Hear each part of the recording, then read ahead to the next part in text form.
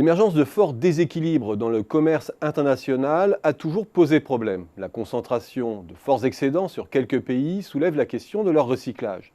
Ces excédents ne posent pas de problème sur le papier s'ils se réinvestissent sans tension dans les zones en déficit d'épargne. L'histoire montre cependant que c'est rarement le cas.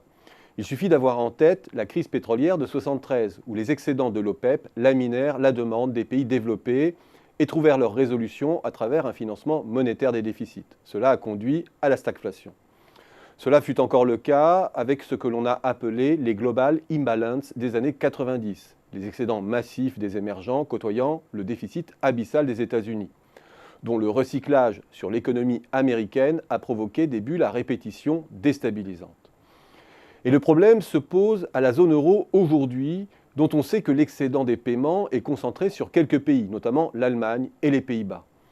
Cela veut dire que ces régions sont structurellement en déficit de demande. Cela n'altérerait pas la dynamique de leur périphérie si ces excédents étaient massivement recyclés là où les besoins en capital sont les plus importants. Cela pourrait même armer en théorie un puissant mécanisme de rattrapage et de convergence. Or, ce n'est pas le cas. L'épargne des pays excédentaires prend massivement le chemin des places financières européennes qui la dispatchent à travers le monde. D'où ces trois idées aujourd'hui structurantes pour faire avancer la zone euro. 1. S'armer d'un budget et d'un gouvernement économique capable d'allouer les ressources fiscales par nature plus élevées dans les pays les plus avancés vers les zones ayant un retard de développement, à l'image du système des dotations aux collectivités territoriales au plan national qui permet de faire de la péréquation. 2. Développer des transferts, cette fameuse Europe des transferts, un concept valise que tout le monde appelle de ses vœux, mais sans en préciser le contenu. 3. Mutualiser la dette ou une partie de la dette, ce qui permet de vivre avec des déséquilibres locaux entre épargne et investissement et de ne considérer que l'équilibre global de la zone euro. Trois idées qui sont 3 points de blocage politique et dont de surcroît on ne connaît pas le mode d'emploi. Car l'excédent d'épargne allemand n'est pas entre les mains du gouvernement allemand. Ce sont des excédents détenus par les entreprises et les ménages, et dont l'allocation relève du secteur financier ou des entreprises elles-mêmes. Drainer l'épargne allemande vers les zones retardataires, ce n'est pas quelque chose qui se décrète. Les entreprises financières ou non financières le font si elles y trouvent un intérêt économique. Le recyclage ne se fait que s'il y a attractivité et un bon système de garantie. Organiser des transferts est déjà quelque chose de complexe au plan national. L'essentiel du rééquilibrage des niveaux de vie entre régions se fait d'abord par le biais des transferts sociaux et des minima. Les retraites irriguent tout le territoire, quel que soit leur niveau de développement.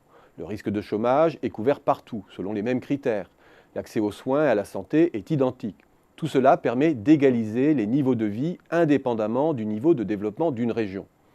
Une autre partie de ces transferts est le fait de la puissance publique, salaires de fonctionnaires, investissements, etc. Occasionnellement, l'État central a su impulser des dynamiques locales. Derrière Airbus, derrière l'essor des métropoles, derrière la Fos-sur-Mer, il y a bien eu des impulsions, des infrastructures, TGV, etc. Or, tout cela est déjà loin de gommer l'hétérogénéité. Au plan européen, c'est une autre paire de manches, difficile ou quasi impossible d'imaginer un système de protection sociale homogénéisé, où de fait les salariés du Nord indemniseraient les chômeurs du Sud. Il ne reste que l'investissement public, autrement dit, savoir faire soudain ce que les pays ne savent pas faire au plan national, c'est-à-dire homogénéiser leur territoire via la politique industrielle. Cela veut dire qu'il nous faut bien plus qu'un plan Juncker, qui plus est focalisé sur le Sud. Et cela veut dire surtout qu'il nous faudra un jour intégrer cette impossibilité de rééquilibrage en mutualisant les dettes.